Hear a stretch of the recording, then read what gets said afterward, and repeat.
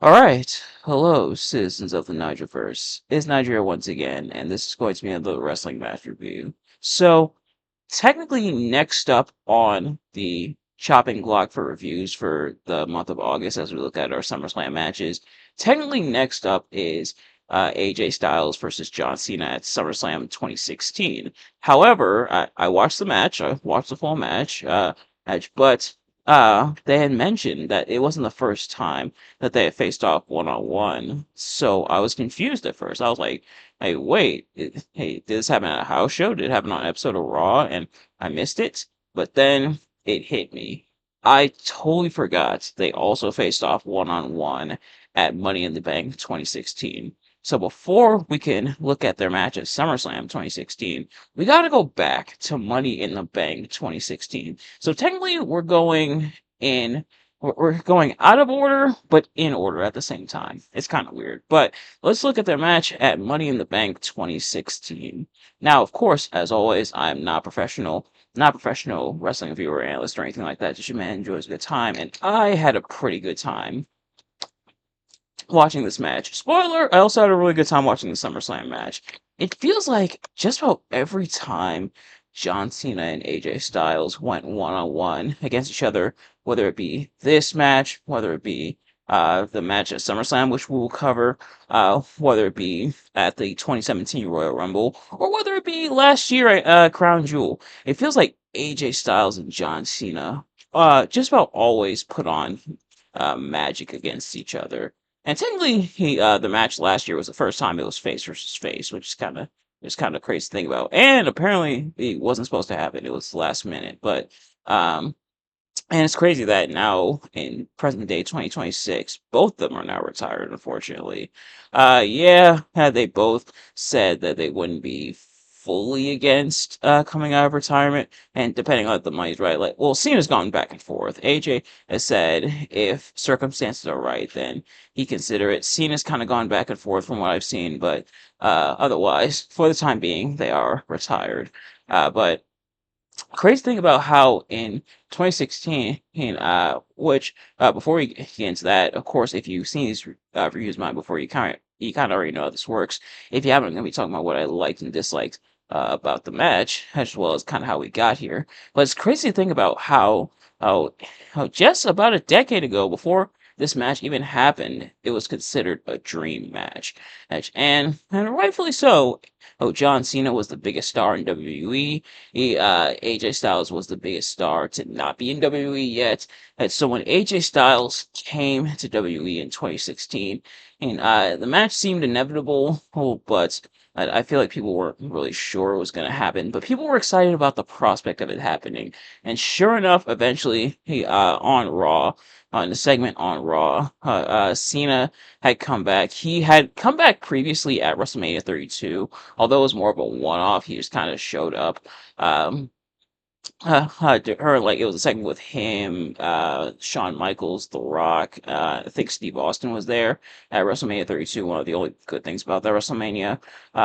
Cena, who had been out for quite some time, I think he was out with injury after Hell in a Cell 2015. I could be wrong though, but I believe it was after he dropped the U.S. title for good this time to Alberto Del Rio. So, well, Cena was out, uh, and he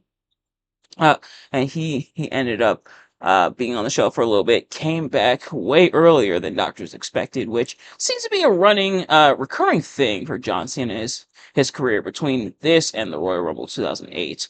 But Cena came back, and AJ Styles also came out. Oh, and it was a segment where or it seemed like they were going to unite against Luke Gallows and Carl Anderson, who by this point they hadn't been in WWE long. But Swerve, AJ Styles turned on Cena and formed the club officially in WWE because he couldn't say Bullet Club just yet because of copyright in New Japan and stuff like that. But they formed the club in WWE. So of course there was the hashtag beat up John Cena, and so a match was going to be set for this event. Now Cena kind of tried to do kind of a Jedi mind trick thing in a way, where he when they went to go do the contract signing, there were two contracts on the table in the ring. There was a contract that said John Cena versus AJ Styles, and then there was another contract that said John Cena versus AJ Styles with the club,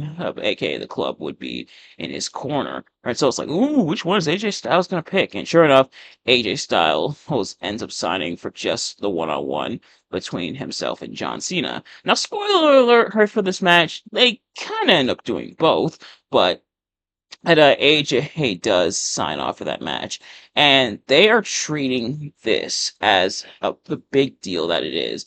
Is this very much dream match? They are hyping it up in such a big way, and rightfully so.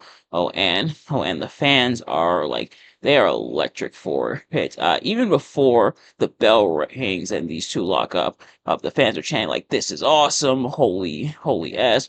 That's like they're chanting for both John Cena and AJ Styles, and sure enough, the bell rings, and these two, starting with what I liked about the match, these two put on an absolute barn burner. Like these two absolutely tear the house down. AJ Styles is super athletic, super agile. I'll Oh, very much bringing a lot of the technicals. Cena can match technicals for the most part, but definitely bringing a lot more of the power and the big moves and everything. And both men trying almost desperately to put each other away on so many occasions, not quite able to. AJ even kicks out of the attitude adjustments, the AA, and it just leads to a very fun match between these two. Like it definitely lives up to the hype, and the crowd is hype the entire time these two are going at it.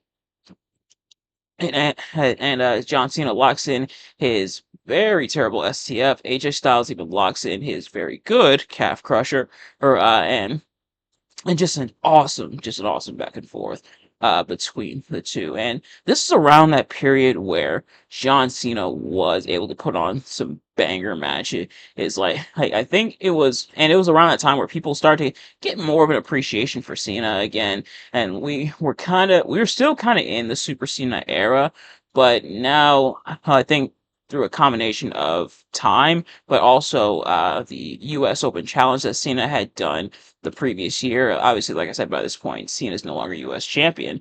But by then, especially with that Open Challenge era, like that was something special, and it gave people this like renewed appreciation for John Cena once again, and it definitely shows here because they are cheering more for AJ, but they are also cheering for Cena, and it definitely adds to this match.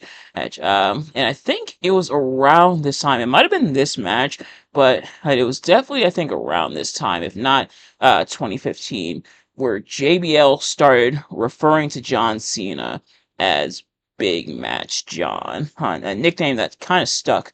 Uh, excuse me, that kind of stuck with Cena pretty much for the rest of his career.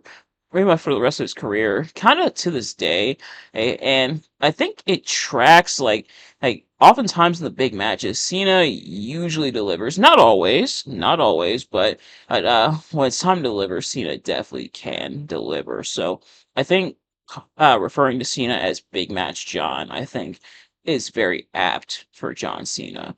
Um, in terms of what I didn't like about this match, kind of the ending, which they also point out in commentary. The referee is knocked down, then Gallows and Anderson show up and hit the Magic Killer on Cena, and Styles then gets the pin after that. So it kind of taints the victory a little bit. And it's funny because JBL at first he's kind of like the heel commentator. He's in support of it at first, but then as soon as the bell rings, then it's like a switch flips in his head. He's like, wait a minute, this is bad actually. So he starts chastising AJ Styles in the club for getting involved and tainting this great match with the interference. And it's still a really good match, and I guess Gallows and Anderson showing up is justifying away a rematch because it's like a tainted victory, and that's something that they'll play on in terms of the rematch. But I can see how some people could feel that it taints the match a little bit. It doesn't make it unenjoyable or unwatchable for me anyway, but I can see how some people would be upset and that the feel that the win was tainted, but for AJ Styles at least. But they still put on a hell of a match. They still put on a fantastic match, and it'll lead to an even more fantastic match at SummerSlam. But we will get to that when we get to that. But in the meantime, thank you all so much for watching. I hope you enjoyed. If you did, please do me a favor: like, comment, subscribe, share with your friends, and turn on those post notifications. Every single time I upload a video, so you never miss an upload. And let me know in the comment section below your thoughts on this match, my review of the match. You like the match? You like my review of the match? Let me know. Thank you all so much for watching. I'll see you guys later. Peace.